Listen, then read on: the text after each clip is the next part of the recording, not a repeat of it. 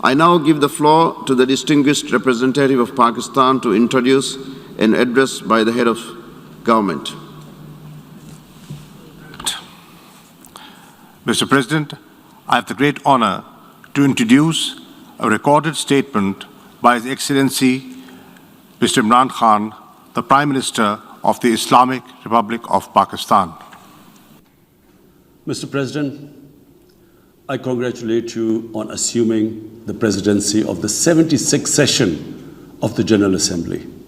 Mr. President, Islamophobia is another pernicious phenomenon that we all need to collectively combat. In the aftermath of the 9/11 terrorist attacks, terrorism has been associated with Islam by some quarters. This has increased the tendency of right-wing, xenophobic and violent nationalists, extremists and terrorist groups to target Muslims. The UN Global Counter-Terrorism Strategy has recognized these emerging threats. We hope the Secretary General's report will focus on these new threats of terrorism posed by Islamophobes and right-wing extremists. I call on the Secretary General to convene a global dialogue on countering the rise of Islamophobia. Our parallel efforts at the same time should be to promote interfaith harmony, and they should continue. Mr. President, the worst and most pervasive form of Islamophobia now rules India. The hate-filled Hindutva ideology propagated by the fascist RSS BJP regime has unleashed a reign of fear and violence against India's 200 million Muslim strong community.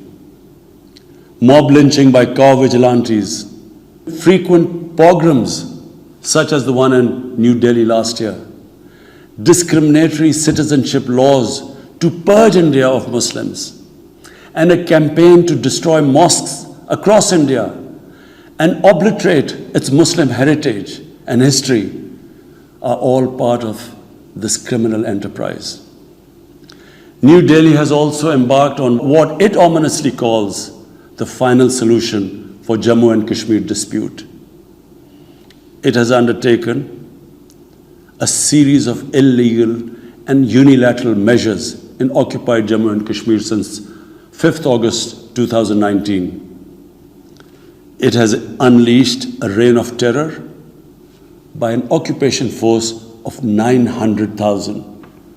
It has jailed senior Kashmiri leadership, imposed a clampdown on media and internet, violently suppressed peaceful protest, abducted 13,000 young Kashmiris and tortured hundreds of them.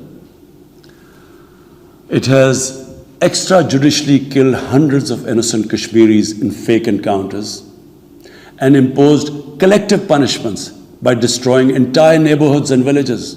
We had unveiled a detailed dossier on gross and systematic violations of human rights by the Indian security forces in occupied Jammu and Kashmir. This repression is accompanied by illegal efforts to change the demographic structure of the occupied territory and transform it from a Muslim majority into a Muslim minority. Indian actions violate the resolutions of the United Nations Security Council on Jammu and Kashmir. The resolutions clearly prescribe that the final disposition of the disputed territory should be decided by its people through a free and impartial plebiscite held under the UN auspices. India's action in occupied Jammu and Kashmir also violate international human rights and humanitarian laws, including the 4th Geneva Convention, and amount to war crimes and crimes against humanity. It is unfortunate, very unfortunate, that the world's approach to violations of human rights lack even-handedness and even are selective. Geopolitical considerations or corporate interests, commercial interests, often compel major powers to overlook the transgressions of their affiliated countries. Such double standards, and the most glaring in case of India, where this RSS BJP regime is being allowed to get away with human rights abuses with complete immunity. The most recent example of Indian barbarity was the forcible snatching of the mortal remains of the great Kashmiri leader, Sayyid Ali Shah Gilani, from his family, denying him a proper Islamic funeral and burial in accordance with his wishes and the Muslim tradition. Devoid of any legal or moral sanction, this action has been against the basic norms of human decency. I call on this General Assembly to demand that Sayyid Gilani's mortal remains be allowed to be buried in the cemetery of martyrs with the appropriate Islamic rites. Mr. President, Pakistan desires peace with India as with all its neighbors. But sustainable peace in South Asia is contingent upon resolution of the Jammu and Kashmir dispute in accordance with the relevant United Nations Security Council resolutions and the wishes of the Kashmiri people. Last February, we reaffirmed the 2003 ceasefire understanding along the line of control. The hope was that it would lead to a rethink of the strategy in Delhi. Sadly, the BJP government has intensified repression in Kashmir and continues to vitiate the environment by these barbaric acts. The onus remains on India to create a conducive environment for meaningful and result-oriented engagement with Pakistan.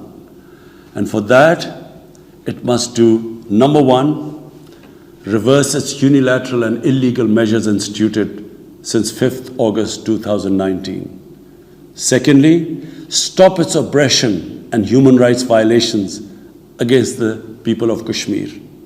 And three, halt and reverse the demographic changes in the occupied territory. It is also essential to prevent another conflict between Pakistan and India. India's military buildup, development of advanced nuclear weapons, and acquisition of destabilizing conventional capabilities can erode mutual deterrence between the two countries. Dear colleagues, excellencies, before we conclude this session of the general debate, I would like to tell you that one delegation has requested to exercise the right of reply. I would like to remind members that statements made in exercise of the right of reply are limited to 10 minutes for the first intervention and 5 minutes for the second intervention, and that delegations must take the floor from their seats. I now give the floor to the representative of India.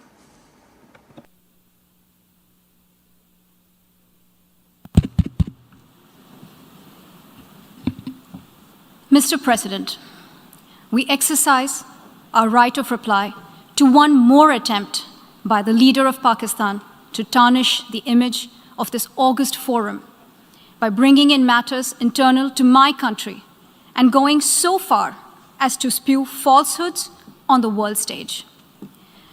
While such statements deserve our collective contempt and sympathy for the mindset of the person who utters falsehood repeatedly, I am taking the floor to set the record straight.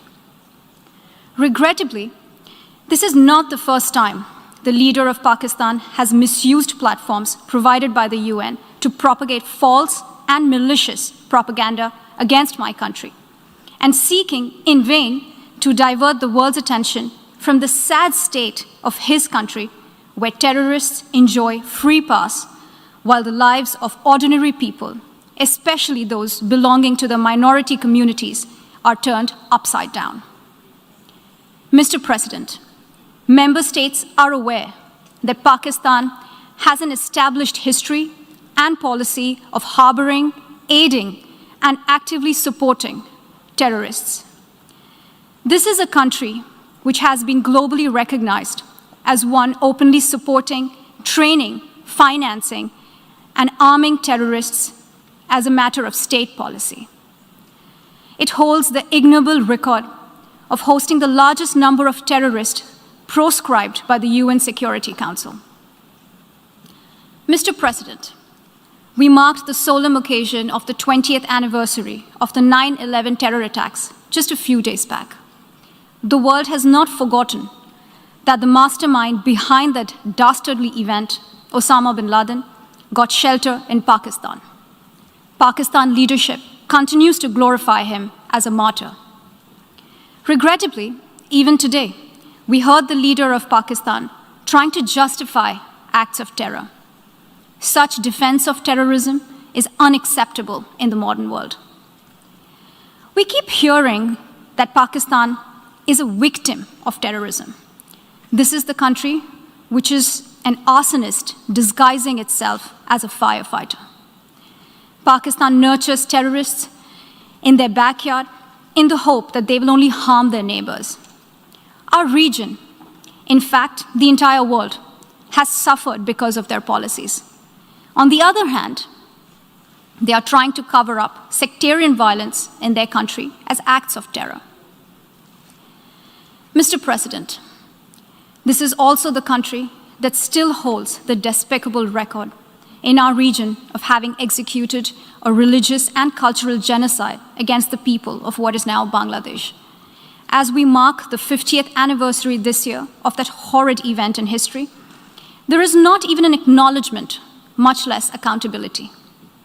Today, the minorities of Pakistan, the Sikhs, the Hindus, the Christians, live in constant fear and state-sponsored suppression of their rights. This is a regime where anti-Semitism is normalized by its leadership and even justified.